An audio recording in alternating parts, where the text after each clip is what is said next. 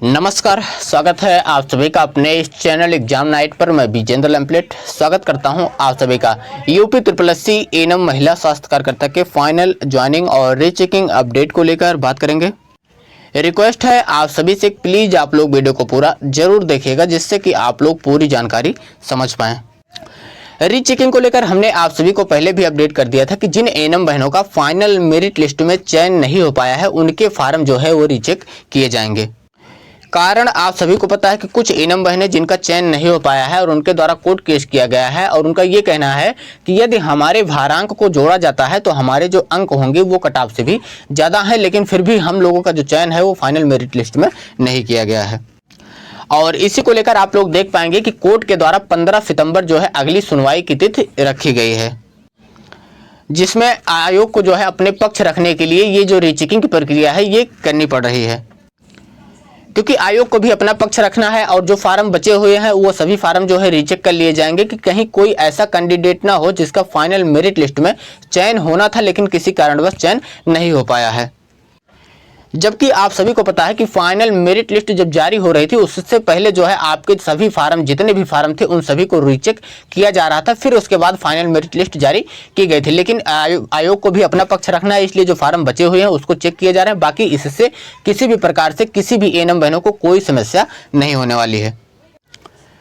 और महत्वपूर्ण अपडेट आप सभी के लिए है कि आप सभी को पता है कि विभाग के द्वारा प्रत्येक जिले में एक नोटिस भेजी गई थी जिसमें यह कहा गया था कि जितने भी एएनएम के कार्यरत एवं रिक्त पद हैं उन सभी का जो डाटा है वो विभाग के पास उपलब्ध कराया जाए।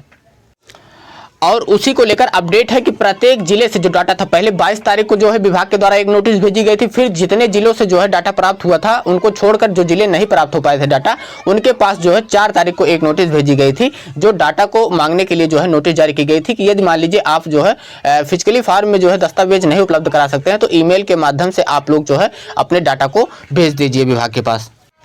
और उसी के क्रम में महत्वपूर्ण अपडेट आप सभी के लिए है कि पूरा डाटा जो है विभाग के पास अब प्राप्त हो गया है। सिर्फ 2 जिले बचे हुए हैं जिनका डाटा अभी तक प्राप्त नहीं हो पाया है। जैसे ही सब कुछ डाटा प्राप्त हो जाएगा तुरंत जो है विभाग का यही प्रयास है कि जो आपका डिस्ट्रिक्ट प्रेफरेंस है ये कम से कम फिल करा लिया जाए, क्योंकि 8,831 की जो ज्वाइनिंग है वो सबसे पहले दी जाएगी। फिर उसके बाद यदि मान लीजिए सेकंड लिस्ट आती है तो उनकी ज्वाइनिंग दी जाएगी, वेटिंग लिस्ट की फिर उनके बाद यदि आएगी तो फिर देखा जाएगा। बाकी जो कोर्ट केस वाले जो याचिकाकर्ता बने हुए हैं यदि ऐसा पात्र होते हैं, उन लोग कभी ऐसा चीजें स्पष्ट कर पाते हैं कि हम लोगों की जो ज्वाइनिंग है वो होनी चाहिए, तो उन लोगों की जो ज्वाइनिंग होगी वो भी आपकी ज्वाइनिंग के बाद ही होगी जो रिक्त पद बचे हुए हैं उसमें। तो आप लोगों को बिल्कुल परेशान नहीं होना है, आपकी जो प्रक्रिया है वो विभाग के द्वारा जो कार्य है वो किए जा रहे हैं।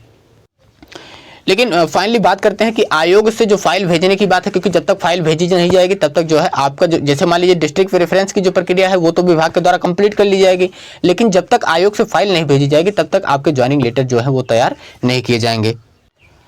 और आयोग को लेकर जो चीज़ें स्पष्ट हुई है कि 15 तारीख तक, जी हाँ 15 तारीख को जो सुनवाई होनी है उसमें सबसे पहले आयोग के द्वारा ये जो फार्म रीचेक किए जा रहे हैं इसका जो डाटा प्राप्त होगा ये सभी जो है कोर्ट के सापेक्ष रखे जाएंगे। फिर उसके बाद 15 तारीख के बाद ये पूरा चांसेज है कि आपकी जो फाइल है ये विभाग के पास भेज दी जाएगी, क्योंकि अभी यदि बात करते हैं तो यूडीए एलडीए की वैकेंसी प्लस जो जेई की वैकेंसी है और लोअर पीसीएस की वैकेंसी, इन सभी पर जो है कहा गया है कि इन सभी पर कार्य किए जाएंगे, लेकिन जो एएनएम की वैकेंसी है इसको सबसे पहले कंप्लीट कर लिया जाए, क्योंकि एक तो 100 दिन की कार्य योजना में सम्मिलित है। दूसरा ये कि इस वैकेंसी को लेकर प्रशासन से भी लगातार आदेश आ रहे हैं कि जल्द से जल्द इसको पूर्ण किया जाए, क्योंकि पीईटी की परीक्षा पर जो है आधारित ये सबसे पहली वैकेंसी होने वाली है और पीईटी की दूसरी भी परीक्षा 2022 की जो परीक्षा है वो भी आने वाली है। तो विभाग का भी, आयोग का प्लस प्रशासन का भी यही प्रयास है कि एक वैकेंसी कम से कम जो है पूर्ण कर ली जाए दूसरी पीईटी की परीक्षा से पहले, और उसी पर जो है लगातार कार्य चल रहा है।